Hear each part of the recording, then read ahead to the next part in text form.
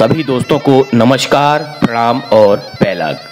दोस्तों, आज हम बात करेंगे एशिया की सबसे खूबसूरत घाटियों में से एक सोमेश्वर घाटी की। सोमेश्वर घाटी कोसी और साई नदियों के तट पर बसी है। कोसी नदी को कौशल्या और साई को शालिवाहिनी भी कहा जाता है। यहाँ पर शाली का अर्थ धान भी है।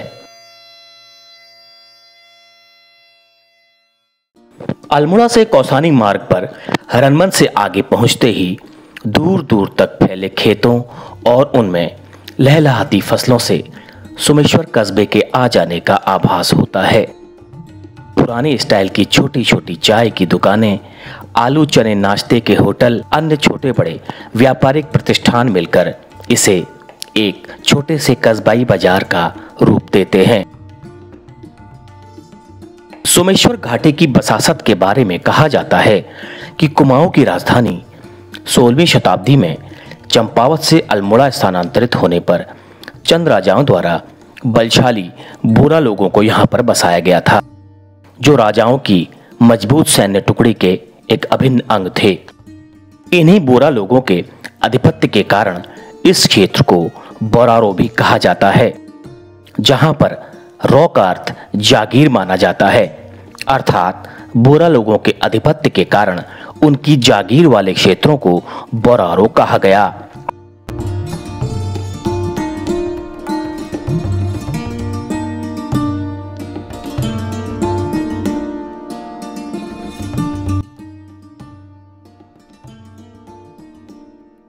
मजबूत पत्थरों और मिट्टी के गारे से बने खूबसूरत पहाड़ी घर यहाँ की एक पारंपरिक पहचान भी है और लकड़ी के दरवाजों में की गई बेहतरीन नक्काशी इस क्षेत्र की पुरानी शिल्पकला की गवाही देती है।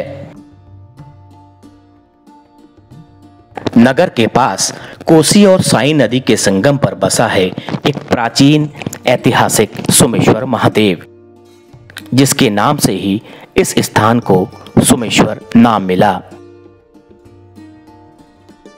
हरियाली और शांत वातावरण के बीच स्थित इस खूबसूरत मंदिर का एक अपना ही देहाती आकर्षण है, जो यहाँ पहुँचने वालों को समय से पीछे ले जाने पर मजबूर कर देता है और उन्हें बिना किसी हस्तक्षेप के इस मंदिर की सुंदरता को निहारने का आनंद लेने देता है।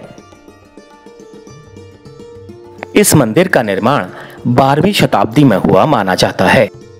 इस मंदिर को मजबूत पत्थरों से बनाया गया है और इसकी वास्तुकला और शिल्पकला हमें दक्षिण भारतीय मंदिरों की बनावट का भी एहसास कराती है।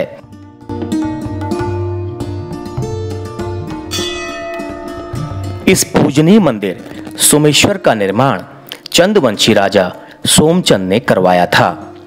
दिलचस्प बात यह है कि इस मंदिर का नाम राजा रामचंद्र और महेश्वर के नामों से ही मिलकर बना है।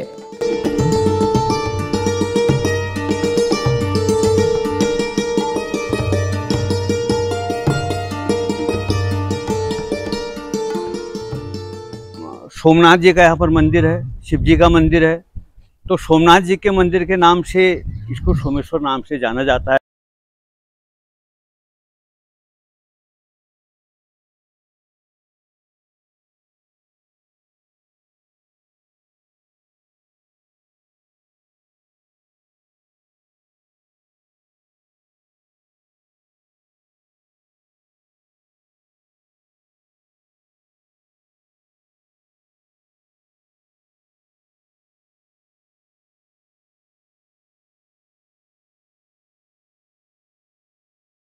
सोमनाथ जी का मंदिर है, ये भैरव जी का मंदिर है, वो क्षेत्रपाल जी का मंदिर है, ये बाणेश्वर जी का मंदिर है, ये नंदी यहाँ पर हैं, ये शिव पंचायत यहाँ पर है, और ये सारी ये वैली दिखाई दे रही है, ये सब सोमेश्वर मंदिर के ही नाम से जाना जाता है। ये वैली, ये नदी से इधर को और ये रोड से इधर को, इसकी जो व्यवस्था बनी, यहाँ की जागीर बनी, तो विरासत में ये चंद राजाओं ने ये जो जागीर होती पूजा लगभग 5:30-6 बजे तक चलती है, और उसके बाद फिर जरा जो यहाँ के उस दिन जो पुजारी नियत रहते हैं, जिनकी बारी उस दिन है पूजा की, तो वो लोग अपना पूजा पाठ करके यहाँ पर जरा सफाई स्वयं करते हैं। चलिए, बहुत बहुत धन्यवाद इतनी बढ़िया जानकारी देने के लिए। नमस्कार। तो आइए आपको बताते हैं यहाँ की एक खास पहचान बनती जा रही कृपालदा की मालपुए की दुकान। अल्मोड़ा कौसानी मार्ग पर कल्ली बाजार में करीब 100 साल पुराना एक प्रतिष्ठान है, जहां पर मिलते हैं हमारे कृपालदा। पुरानी शैली से बने लकड़ी के चूल्हे से उठते हुए धुएं और मन को बेचैन कर देने वाली मालपुओं की एक सौंधी सी महक यात्रियों को बेचैन कर देती है।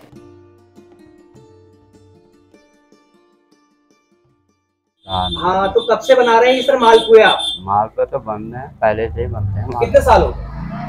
70-80 साल हो गए। 70-80 साल हो गए। 70-80 साल से आप मालपुए बना रहे हैं? बनाते कौन बनाता था आपसे पहले? हमारे ही बुजुर्ग को बनाते थे। आपके पिताजी बनाते थे? सुमेश्वर को आपने कितना देखा डेवलप होते हुए, कितना बसते हुए देखा? अब तो बहुत परिवर्तन हो गया, बहुत बदल गया है। परिवर्तन काफी हो गया। आजकल का तो समय गाँव की बाजार से, सब बाजार से भी, गाँव से शहर की बाजार हो गई। गाँव। तो आपके इस काम में कितना फर्क है? फर्क है क्या है, अपना ही जगह में है, उतना ही काम, अपना ही काम, उतना ही काम होता है। उतना ही है आपका? हाँ। आपके मालपुए की डिमांड उतनी ही है जितनी पहले थी, या पैसा फर्क पड़ा है? फर्क क्या पड़ता है, ठीक है, काम रोजी का चढ़ाओ, हमारा हम काम हो, बाकी हमने करना ही है काम रोज। अच्छा, दूसरे लोग आते हैं आपके नाम? हाँ, नाम से तो आते ही। तो ये है वो सोमेश्वर कृपालदा के प्रसिद्ध मालपुए, जो कि 70-80 साल से इस पूरे क्षेत्र में अल्मोड़ा तक, कौसानी तक, बागेश्वर तक इनके मालपुए फेमस हैं। तो आज मेरा आना यहाँ पे हुआ, तो टूरिस्ट भी यहाँ पर गूगल में सर्च करके, ढूंढ करके, क्योंकि कई गूगल में भी कई वेबसाइटों में इनके मालपुए का जिक्र है, तो टूरिस्ट लोग ढूंढ ढूंढ के यहाँ पे पर्यटक आते हैं और इनके इस स्वादिष्ट मालपुओं का स्वाद लेते हैं। मैं भी आज पहली बार चख के देख रहा हूँ। वाकई में मालपुए का जो नाम है, बिल्कुल स्वाद जो उसी तरह का आ रहा है। चलिए, बहुत बहुत धन्यवाद। सोमेश्वर बाजार में घूमते घूमते यहाँ के कुछ लोगों से हमने जानने की कोशिश की कि वक्त के साथ साथ, वक्त बदलने के साथ साथ यहाँ पर क्या बदलाव उन्हें देखने को मिले, और सोमेश्वर की बसासत के बारे में थोड़ी सी उनकी अपनी जानकारी। थैंक यू वाणी जी। पहले तो मैं आपको धन्यवाद देना चाहता हूँ। ये फेलो ट्रैवल जो एक डॉक्यूमेंट्री बना रही है बोरा पे, काफ़ी खुशी और हर्ष की बात है। ये बोरा लोगों का इतिहास आपको बहुत पुराना है। चंद राजाओं ने ये पूरी एरिया बोरा लोगों को एज ए गिफ्ट की है। आज जिस लैंड पे मैं इंटरव्यू दे रहा हूँ, जिस पे आप खड़े हैं पांडे जी, ये जगह भी चंद राजाओं से हमारे फोरफादर ने ली है। मेरे फोरफादर मुझे बताते हैं उस समय ये लैंड हमको डोनेट की गई थी। ये टाइम था 45 से लेके 50 तक जी। तो ये हम लोगों ने यहाँ पर काफ़ी हार्ड वर्क किया है बोरा घाटी में। और बोरा घाटी अपने आप में बहुत सुंदर और बहुत नेचुरल घाटी है। दो नदियों के बीच में ये घाटी बसी है, जो कि अपने आप में एक संपन्न घाटी है। अगर हम ये कहें तो काफ़ी संपन्न घाटी है। और एक टाइम ऐसा था कि ये काफ़ी बहुत ही पैदावार वाली घाटी थी। यहाँ पर धान की काफ़ी अच्छी फसल होती थी। यहाँ पर आलू यहाँ के बड़े फेमस थे, क्योंकि ये दो नदियों के बीच बसा, तो यहाँ पर पानी का कभी कोई दिक्कत नहीं रही। मैंने अपने पापा से जो स्टोरी सुनी है, मेरे फादर एंड मेरे फोरफादर, ये हमारी 56 जनरेशन है, तो वो लोग बताते थे कि हम चंद राजाओं के लिए ही काम करते थे, उनके लिए काम करते थे। और उन्हीं लोगों ने जाते समय हमको ये लैंड सारी गिफ्ट की है। ये काफ़ी लैंड हमारे यहाँ पर पास हमारे यहाँ पर है। ये सब चंद राजाओं द्वारा दी गई एक गिफ्ट है। Thank you very much. तो आइए अब आपको लिए चलते हैं सोमेश्वर कौसानी मार्ग पर स्थित एक ऐतिहासिक स्थल पर, जो कि हमारे स्वतंत्रता संग्राम सेनानियों के संघर्ष के इतिहास से भी जुड़ा है, और ये है चनौदा स्थित गांधी आश्रम।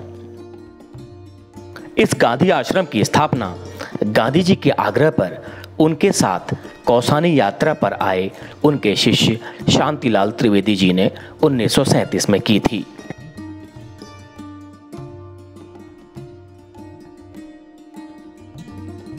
गांधी जी कौसानी के अलावा जिन जिन स्थानों पर गए, उनमें चनौदा का नाम बहुत महत्वपूर्ण है।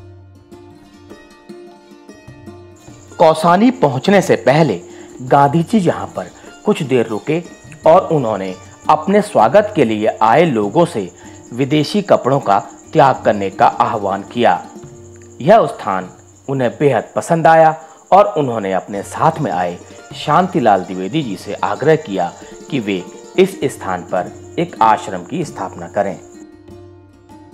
स्थापना के बाद से यह स्थान क्षेत्र में राष्ट्रीय चेतना का केंद्र बन गया।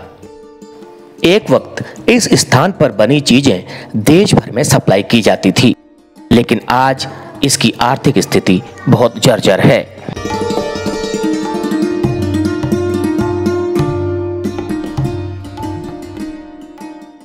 गांधी आश्रम सन 1937 का गांधी आश्रम, ये 1937। तो यहाँ पे महात्मा गांधी से जुड़ी कुछ चीजें हैं? महात्मा गांधी खुद आए थे यहाँ पर, लेकिन उनसे जुड़ी तो वो खुद ही उन्होंने यहाँ पर वो स्टैचू लगा है श्री शांतिलाल द्विवेदी जी का ना। अच्छा, इनका बाहर तो उनको भेजा था, गांधी जी नहीं भेजा था, वो फ्रीडम फाइटर थे।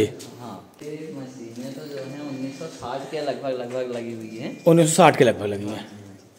अच्छा, तो अभी इसमें कुछ होता है या बंद है? काम होता है, लेकिन पहले की अपेक्षा बहुत कम हो चुका है अब काम ना। पहले जितना काम होता था पहाड़ में, ऊनी उत्पादन के संबंधित हैं ये, तो ये काम पहले की अपेक्षा अब, क्योंकि पलायन एक तो मेन चीज़ है ना, ऐसे पलायन हो गया, तो पलायन की वजह से सारे लोग चले गए, काम करने वाले नहीं मिल रहे। दूसरा महंगाई है, GST की वजह से भी काम कम हो गया है। तो अभी मशीनों इनकी देखरेख वगैरह क्या कुछ होता है देखरेख का? देखरेख तो हमने अभी तक जो है रखी नहीं गई, ध्यान कहाँ है इस पे और। अच्छा, सरकार का ध्यान इस ओर नहीं है। पैसे की कमी की वजह से सारा काम मतलब बंद हो रखा है ना। देख सकते हैं, ये देखिए, ये मुझे लग रहा है कंबल बनाने वाली मशीन होगी। नहीं, ये फिनिशिंग मशीन है, प्रेस मशीन है। ये प्रेस मशीन है। हाँ। अच्छा, और ये जो सामने जो है ऊन कार्डिंग का प्लांट है, ये ऊन आती थी तो उसको कार्ड करने के लिए कताई के लायक बनाया जाता था। अच्छा, ऊन को कताई के लायक बनाया जाता था। और ये वही चीज़ है, दोनों उसी के। पता है, इतनी बड़ी बड़ी मशीनें लगी हुई हैं, लेकिन आज दुर्भाग्य है कि ये मशीनें बंद पड़ी हैं, सरकार की अनदेखी कहें या गांधी नाम से जो नफरत आजकल इस गवर्नमेंट के आने के बाद गांधी नाम से जो नफरत है, वो लग रहा है इसका भी एक कारण हो सकता है। ये मेरा अपना ओपिनियन है, हो सकता है दूसरों की राय इसमें कुछ और हो। तो सर, आप क्या कहना चाहेंगे इसमें, क्या क्यों नहीं कर रही गवर्नमेंट? ऐसा है ना, एक संस्थाएं बहुत हैं और पैसा ऐसा पहले जो वर्किंग फंड मिला है, पहले मिला है, लेकिन अब बहुत साल हो गए हो, नया कुछ नहीं मिल रहा है। पहले तो मिलता था, नया कुछ नहीं मिल रहा है। पहले रिबेट भी मिलता था, अब रिबेट कुछ नहीं मिल रही है। तो ये मशीनें इतनी आज के समय में करोड़ों की हो सकती है मशीनें, कई लाखों की है। तो फिर ऐसी पड़ी है, इनका क्या होगा? फिर क्या होगा? ऐसी जंग खाएंगी और पुरातत्व विभाग के लिए रखी जाएंगी, यही कह सकते हैं। फिर कबाड़ में बिकेंगी, कबाड़ बिकेंगी। बड़ा दुर्भाग्य है सर।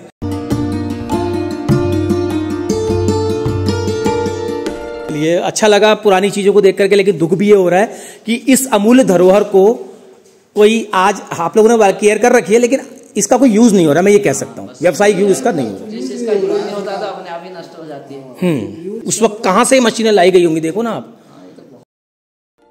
वर्तमान समय में खादी की घटती मांग और सरकारों की उदासीनता के कारण इस आश्रम में कार्य कर रहे लोगों के समकक्ष अस्तित्व का सवाल खड़ा हो गया है। भारत के स्वाधीनता संग्राम में महत्वपूर्ण भूमिका निभाने वाले इस गांधी आश्रम को उसकी प्रतिष्ठा के अनुरूप सरकारी और स्थानीय सहयोग की बड़ी आवश्यकता है।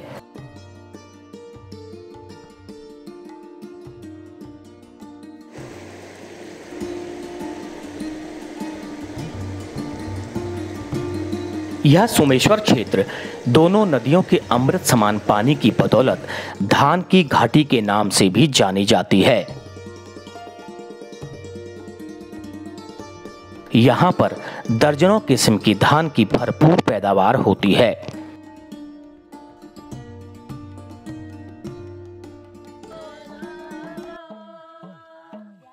और इसके साथ साथ सोमेश्वर घाटी विश्व प्रसिद्ध हुड़किया बॉल गायन के लिए भी विख्यात है। लंबे चौड़े खेतों में सामूहिक धान रोपाई का रिवाज यहाँ पर सदियों से चला आ रहा है, जहाँ पर हुड़के की मधुर थाप पर गाए जाने वाले लोक गीतों के साथ साथ हुड़किया बॉल की लय ताल में लोक गीत गाते हुए रोपाई करते ग्रामीणों का उत्साह और आनंद अद्भुत होता है। और यह हमारे पहाड़ के सामूहिक उद्यमशीलता के सौंदर्य का भव्य प्रदर्शन भी है।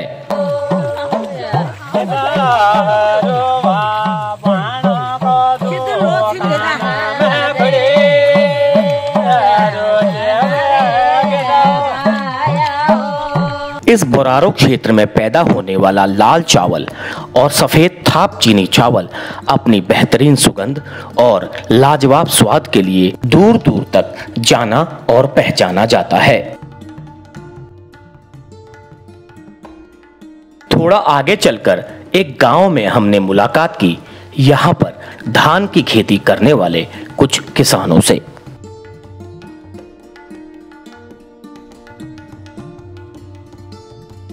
जैसे ही पहुंच रहा है अभी ये आ रही बालियां आ रही है, ये इनको हल्का हल्का इस समय हल्का पानी चाहिए, तेज बारिश नहीं।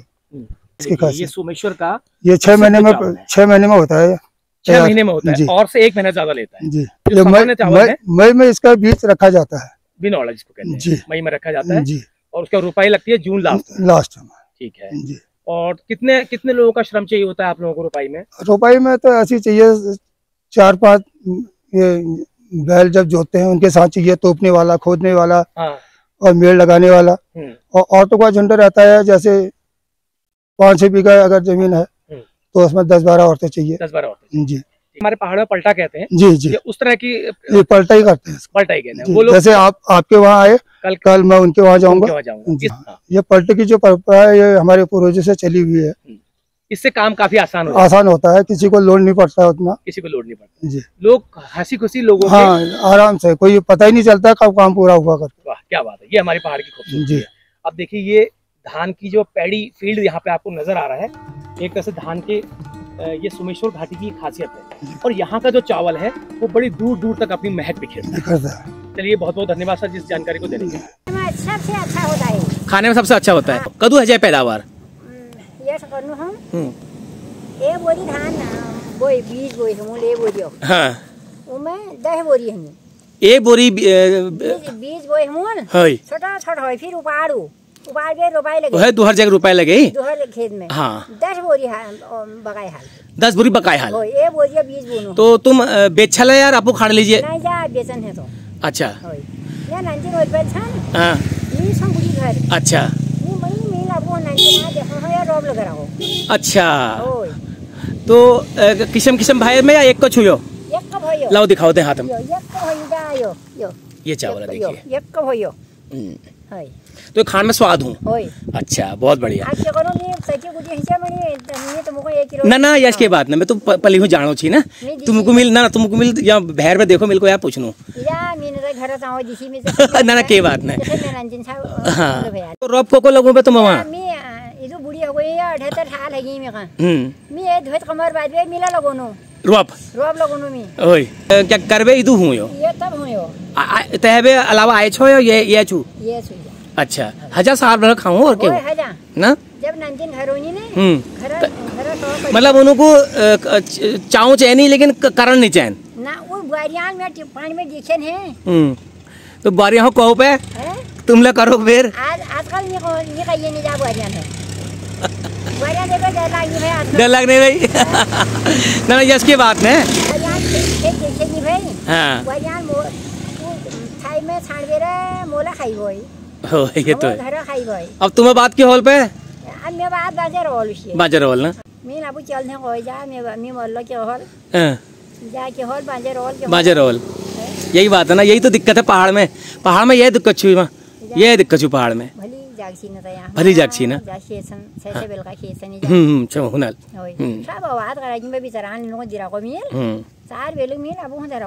क्या बात है, बहुत बढ़िया। चलिए बहुत अच्छा लगा आपसे बातचीत करके, फिर मिलते हैं। के बात है तुम कह लो बहुत भाई ठीक छो। ये है यहाँ का सोमेश्वर का प्रसिद्ध चावल। ये देखिए लाल चावल आप देख सकते हैं मेरे हाथ में जो है ये लाल चावल है। ये खाने में बहुत ज़्यादा स्वादिष्ट होता है, लेकिन समय के बीतने के साथ साथ खेती बाड़ी में कमी आने के साथ साथ इसका उत्पादन भी कम हो गया। बाकी मुझे जानकारी आप देंगे। तो अब बताइए सर इसकी पैदावार इतनी कम क्यों हो गई है, कम क्यों मिलता है, इतना मिलता क्यों नहीं है ये चावल? ये चावल हर कोई नहीं उगाना चाह रहा है ना इसको, क्योंकि एक तो यहाँ जंगली जानवर आ गया, भरा खा जा रहा है इसको। तो ये आपके क्षेत्र में पैदा होता है और आपके वहाँ बिकने के लिए आता है। कौन कौन से चावल की किस्म होती है आप हम दिखाएंगे हमें? हाँ बिल्कुल जी। ये है यहाँ का तलाव का, ये तलाव का रुपए लगाते हैं, जिसमें रुपए लगाते हैं। देखिए ये चीनी के दानों की तरह आपको चावल नजर आ रहा है। ये भी खाने में बेहद स्वादिष्ट होता है, बेहद स्वादिष्ट।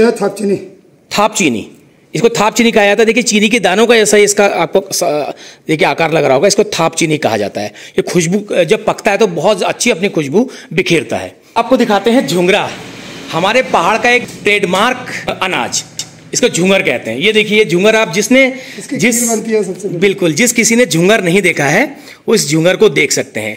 इसकी खीर बनती है और कई आपने देखा होगा उत्तराखंड के जो स्टॉल लगते हैं बाहर रख के राज्यों में, वहां पर झुंगर की खीर भी लोगों को परोसी जाती है। ये तो लुप्त होने लग गया ना जंगली जानवरों से। अच्छा, ये लुप्त होने लग गया। अच्छा, उतना नहीं होता, उतना नहीं होता है।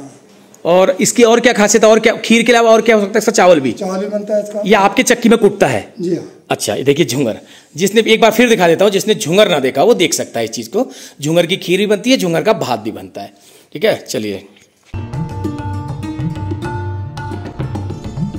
तो आइए अब चलते हैं वापस सोमेश्वर की तरफ को और पीते हैं एक कप चाय। अब चलते हैं सोमेश्वर चौराहे की रंगत मानी जाने वाली नेगी जी की प्रसिद्ध चाय की दुकान पर। सुबह सुबह गांव घरों से सोमेश्वर बाजार आकर सुकून के 2 पलों के साथ चाय की चुस्की लेते बड़े सयानों को यहां पर पहाड़ी गपशप मारते देखना एक अलग ही आनंद का अनुभव दे जाता है।